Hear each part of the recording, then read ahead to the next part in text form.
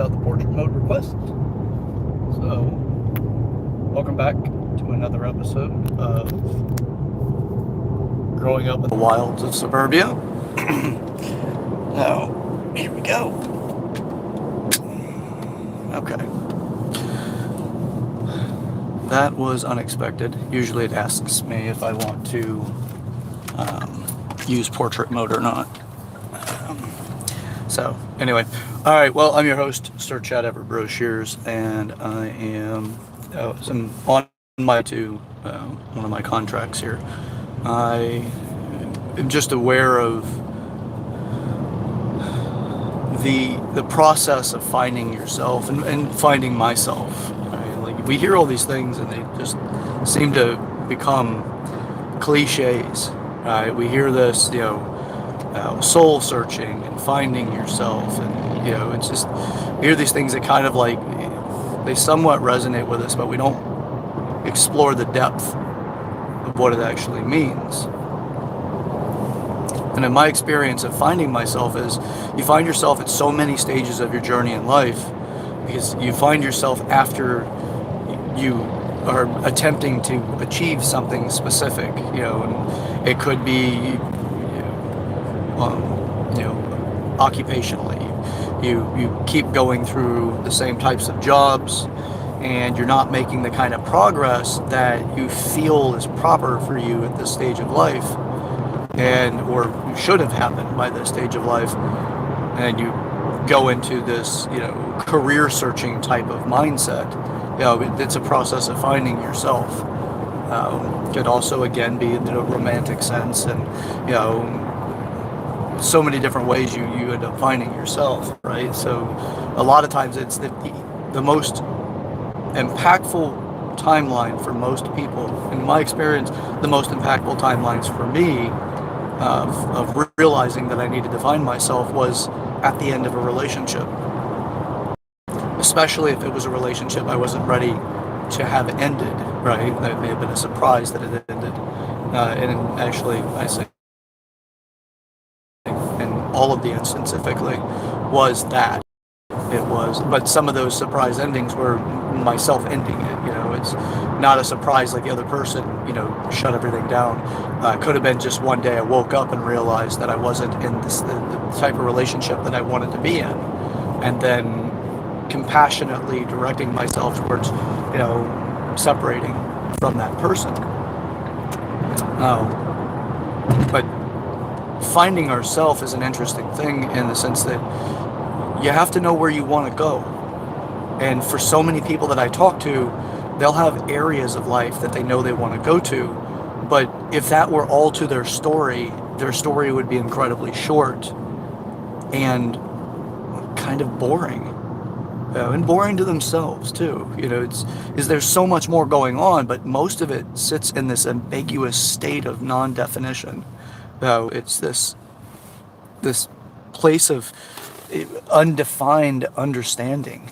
It's like, yeah, I know that I want something, but I often tell I tell myself, I tell the people that, are my students, if you will, my employees, my coworkers, I tell all of these people that, if you want to find something specific, you must define it. It's easy enough. Let's say if you lost your set of keys, well, you can easily define your set of keys. Say, there's a set of keys. There's about 6 keys on it. It's got, my car fob on it or whatever, right? You got the definition to it. You have the description of what you're looking for. And other people now have a very strong understanding of what they're looking for with you. But when it comes to life goals, our emotions, the things that we want to experience in life, sometimes it's so incredibly hard to know what you want because you haven't put enough thought into realizing it.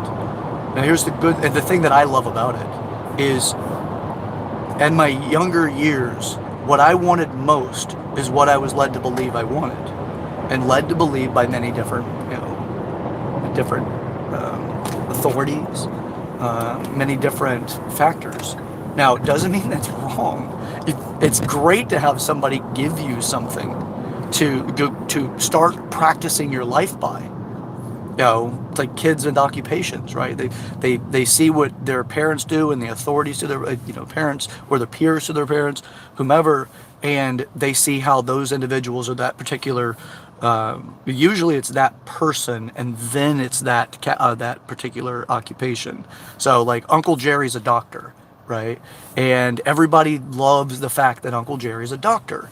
That, but Uncle Jerry's position as a human being is that he's attentive, he pays attention to you, he's got a well-roundedness to him that other people really create a good degree of value with, and an appreciation. They like when he's around, they smile, they laugh, they have a good time, they have conversations that really seem to make an impact, so that the long-term exposure to Uncle Jerry is that children see that parents are more gleeful or satisfied, or they hear a struggle, but then they know who they're going to consult with them for that struggle. Let me call Uncle Jerry, or let me call Jerry to see if this is going to be the appropriate action. I'm struggling with this. This is a good person for advice. That individual is also seen as, for children, as the occupation, right? So as we're building that up, as a child, we get this, we're given an idea that, and it's not necessarily your parents going, you need to be a doctor. It's the way the conversations take place around that occupation, and the relationship that you previously had, or the relationship you do have with the person that occupies that, closest in description to that individual or that occupation. And then there's the characteristics that person brings to it, and then we graft that onto our own desire in the future. I want to be somebody who's liked. I want to be somebody who's embraced and reached out to for help. And I want to be that person of importance. I want to be that deeper authority that people love to have around. Because who doesn't want to be accepted into groups and to easily be appreciated in such a way that when they speak, people listen, and they listen at a deep, profound level. Who doesn't want that? So we're given these ideas as what we want to work towards, and again, with the occupation, with that particular occupation comes the occupation plus education. So you got to go to college for it, and then there's other things that we build off of that. Now, these are things that we're given. Again, not directly given most of the time. It's given by the values that we see other people cherish, and then we therefore want to possess those values, or have the cherished effect on us, where people cherish us. But as we get older, you may go to medical school and realize that you don't have the aptitude to be that kind of doctor. But your aptitude is better at other things. Maybe you'd be an amazing accountant or counselor, or there's so many things, and you start creating your own direction. As you're put into the moment, you can recognize that there's a direction that you can choose for yourself, that you have been given an idea, but you're making your own. I know a great deal of people that have gone off to university only to change their direction after they've started. One individual, in fact, that I cherish deeply, his name is John, unbelievably smart guy, and he's one of those people that you just want to know. He's such a good-hearted guy. He went to school to be an attorney. He went all the way through, became an attorney, and he practiced, I believe it was 6 to 8 months, something like that, or maybe 2 years, very short, but I want to say that it was 6 to 8 months. And then he decided that he didn't want it anymore. So he called the Bar Association and told them that he was he was going to no longer practice law, and that was it. He was done. And then he became a paralegal, working for other attorneys, as his career, because he still enjoyed it. He just there was parts of it he didn't care for, and he didn't want to do it anymore.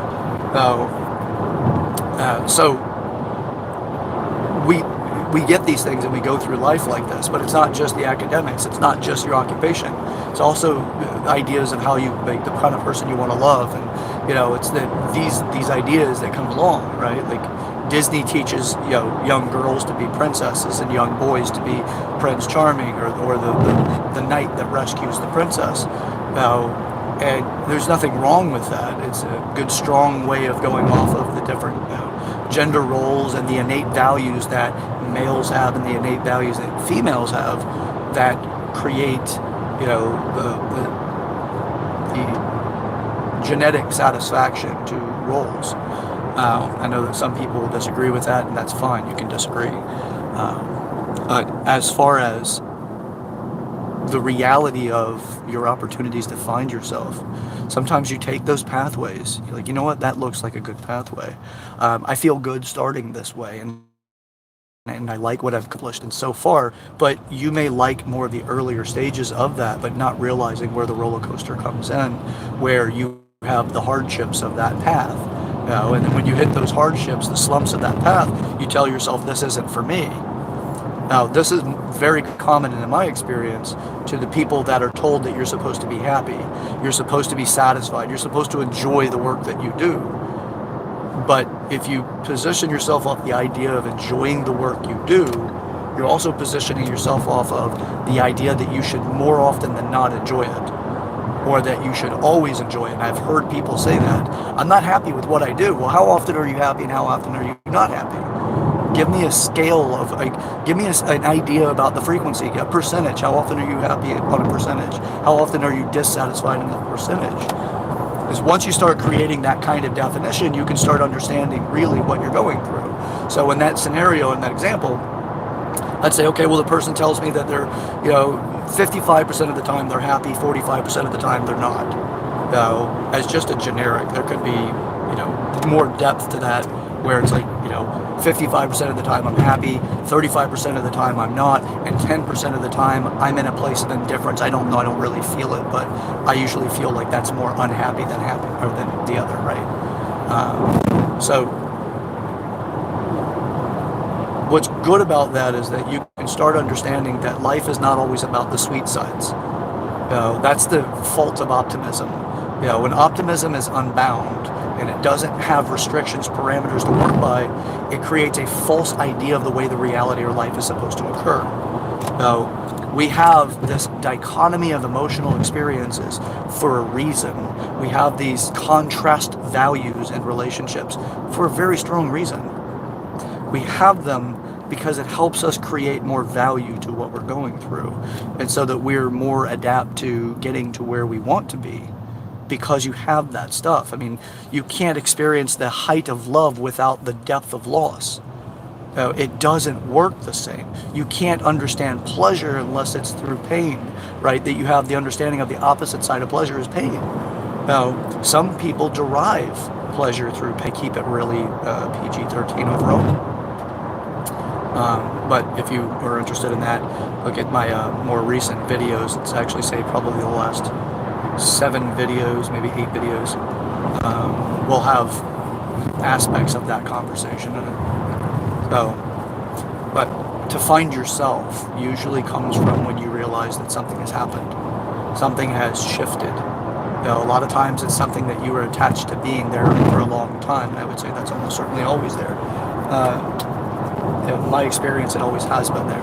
I was attached to this whatever it is. In the previous example, talking about relationships. So I was attached to this relationship and the things that this person brought into my life, the partnership, the strengths that she had, and the weaknesses that I had, and how they worked together, so that we felt more complete, more well-rounded.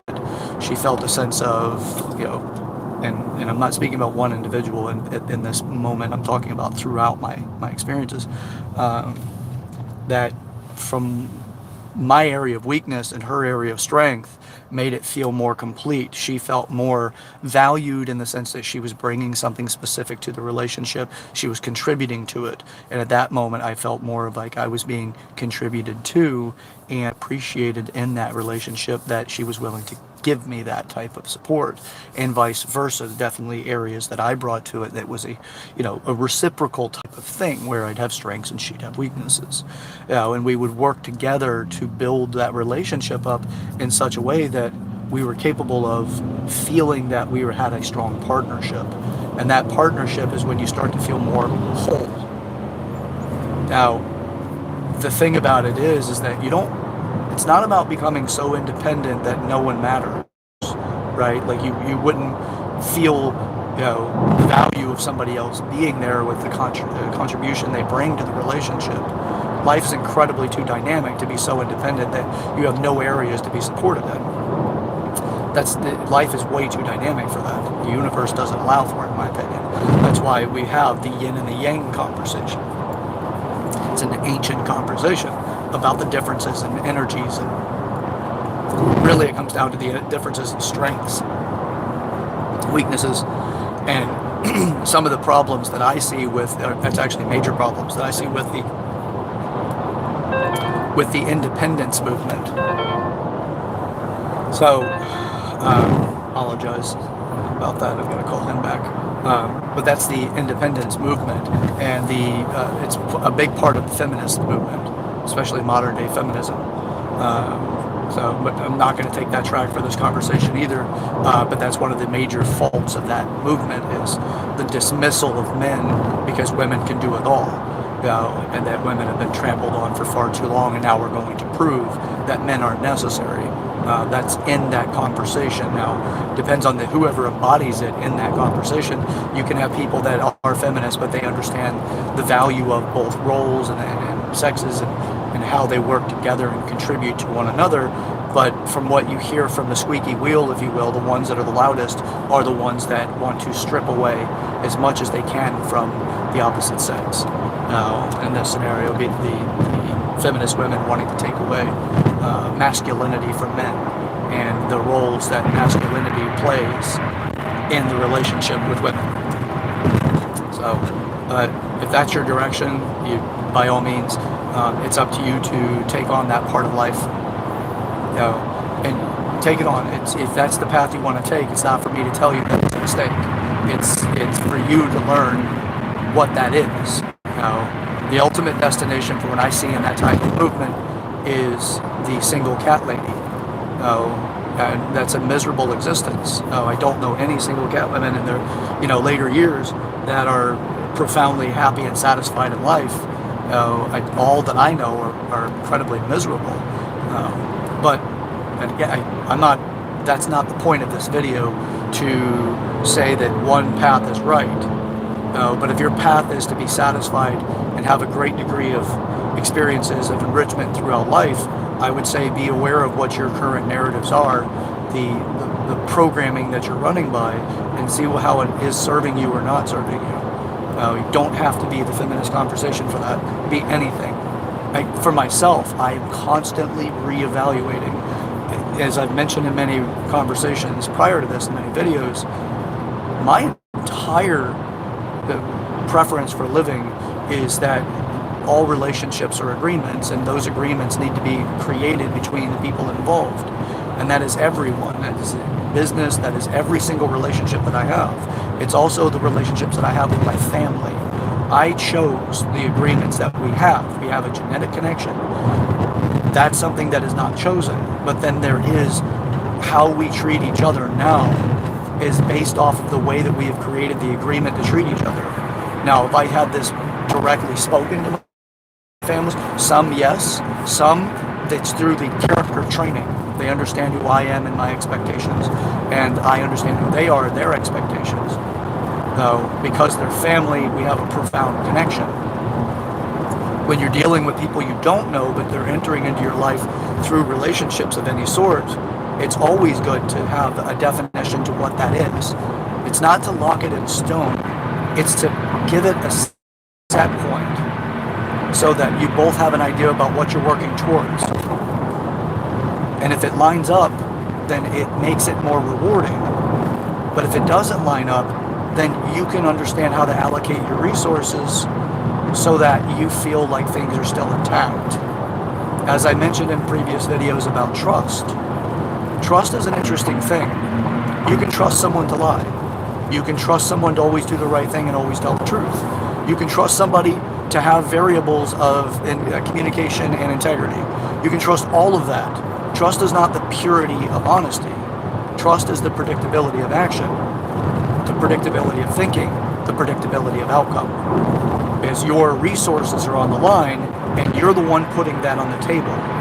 So if you go into something blindly because of the flames of passion, and you throw all of your trust into something that is this person, the trust allocation is, you will always do the right thing, you will always tell the truth, you will always be this person, then you find out later that that person did not do that. You may have had a very poor agreement.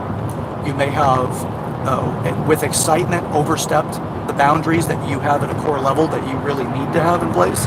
But your scarcity of passion has blinded you to it because you finally have it, or that's your pattern of the pattern that you're used to, and you're unaware of your core values. So, to go back to the original point, if you want to find it like the set of keys, you need to define it. If somebody comes up to you and says, I've lost my keys, can you help me find them? What's the first thing you say?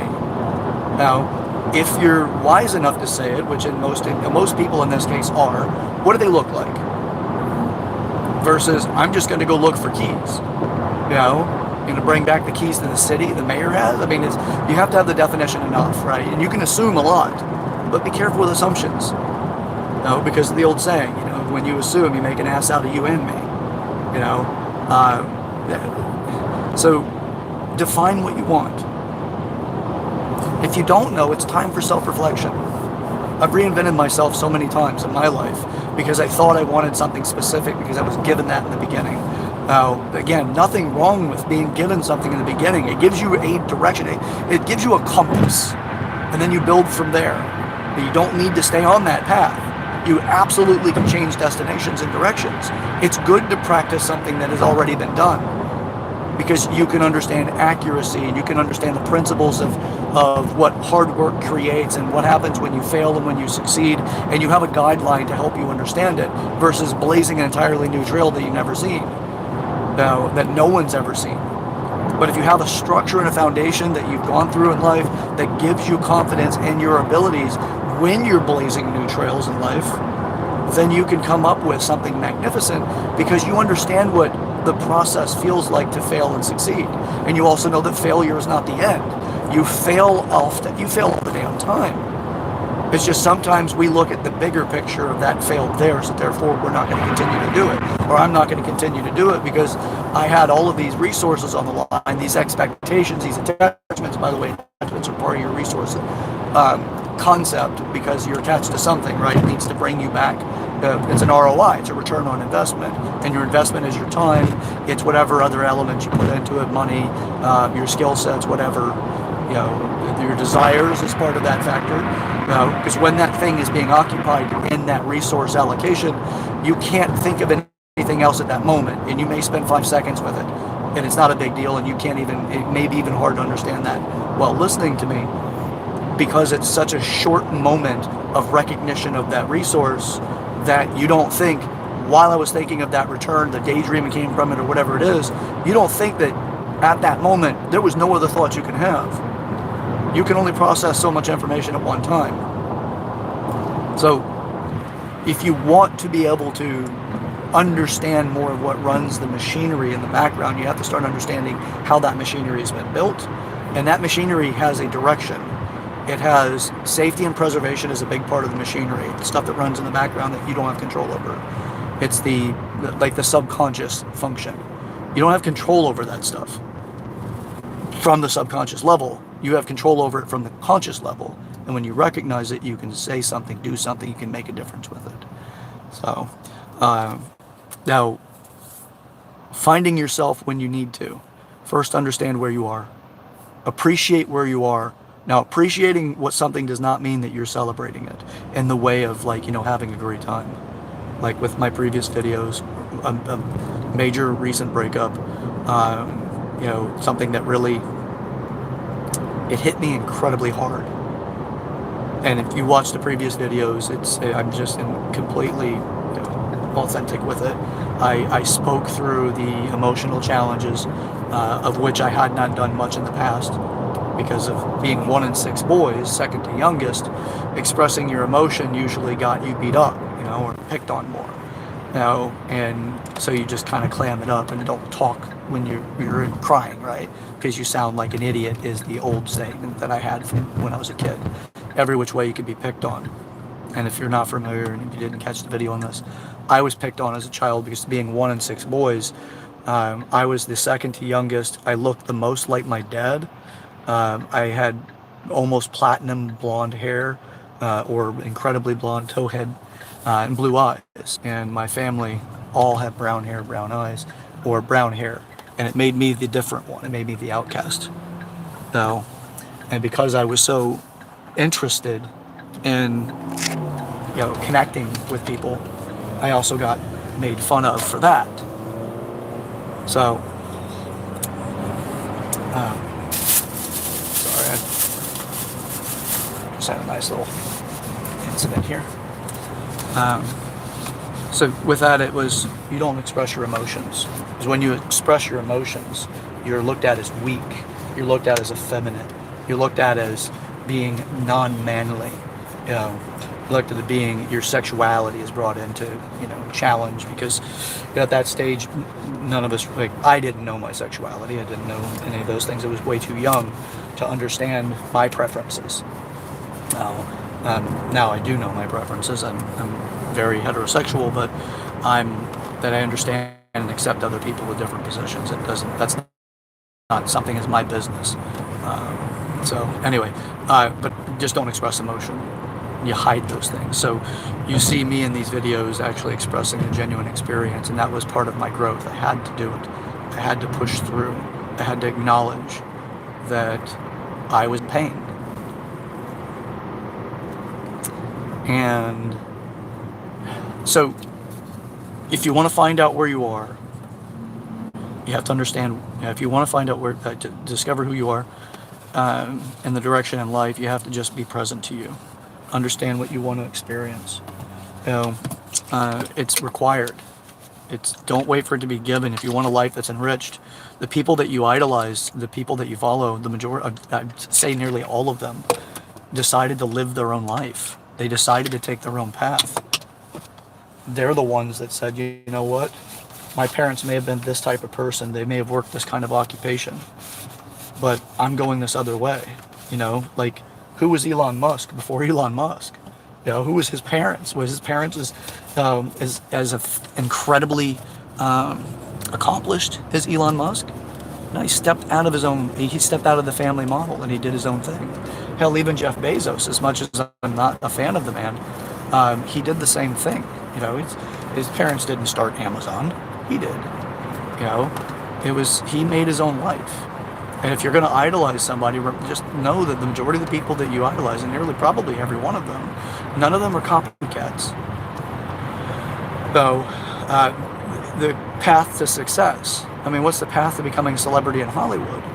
And how many people actually fail at that process? And it's significant how many people fail. The percentage of people that actually attempt it to the amount that actually succeed is insane.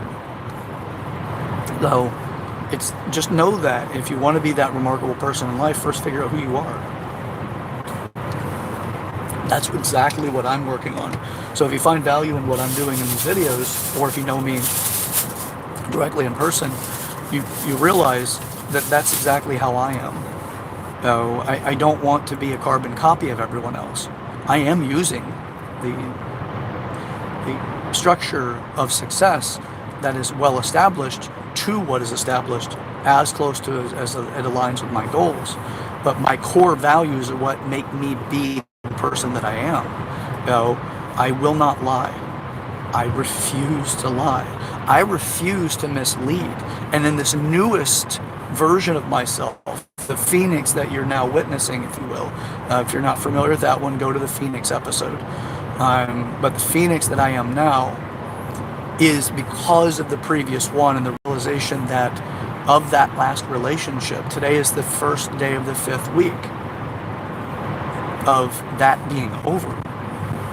It's easier to talk about now because I feel something was released very recently that, it's not a cathartic release through conversation necessarily, but I do feel like I had a very cathartic release.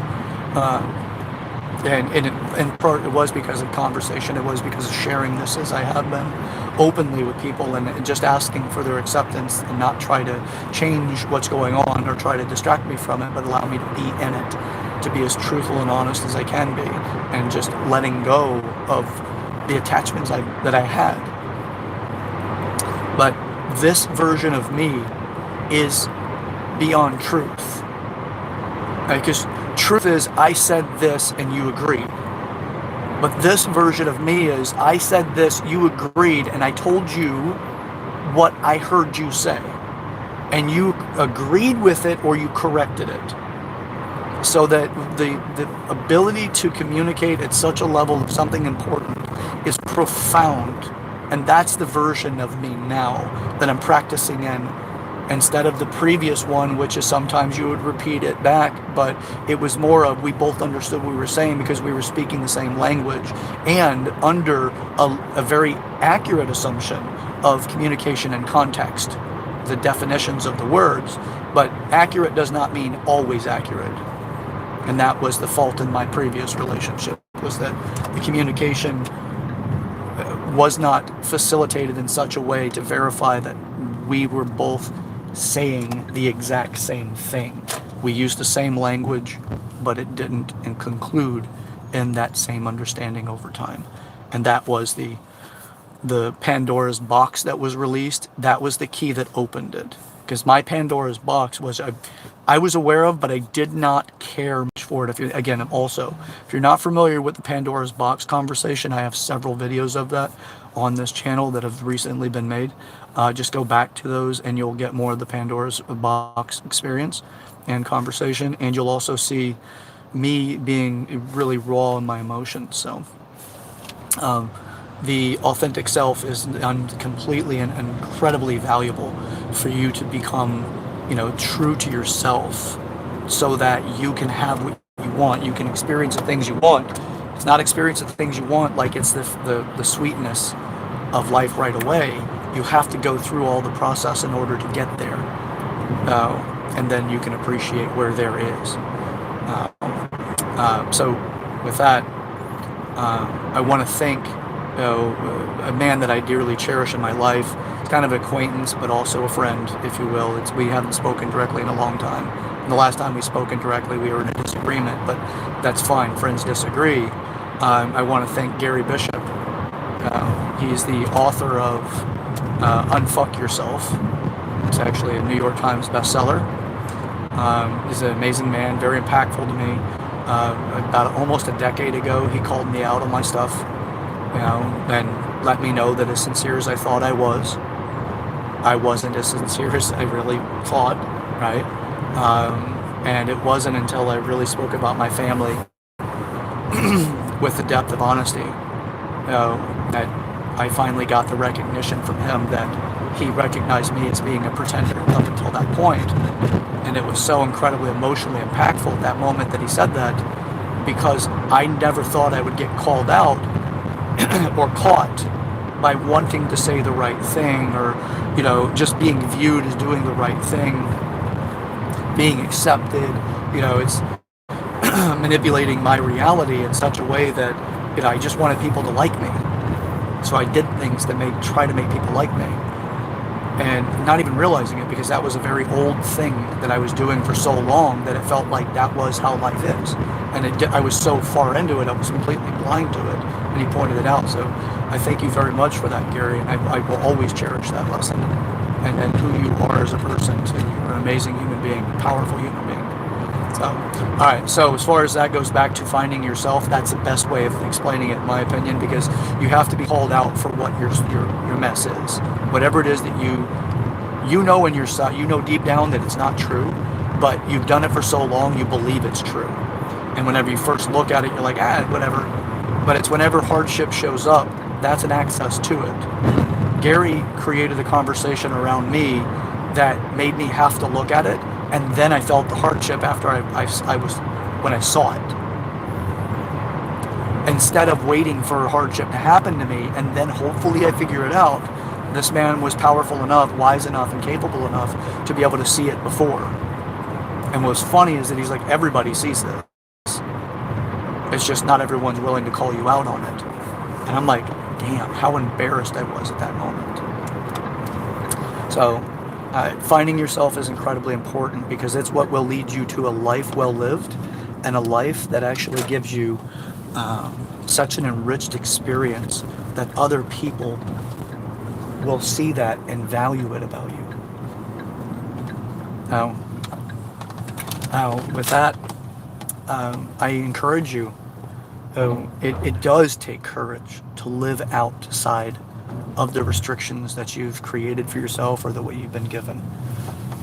So, I I'm currently doing as a profession something that I've always wanted to do. I have another thing that I'm doing that I'm working on that is another thing I've always wanted to do. I finally let go of doing it on my own and let people contribute. That's one that just got me emotionally because I've always had that independence, right? It's like, Chad, it's up to you. You're it. Because of how many times I felt the pain of loss and the experience that I don't matter. Because that way I grew up with that, right? I was conditioned to believe I didn't matter because that was the way that I was treated by my brothers. At times, and it's not like they intentionally did it, it was the way that I received it. And not having defenses to the world, you just learn whatever from them, and some of the things you accept and some of the things you defend against. But I'm dealing with that machinery, right?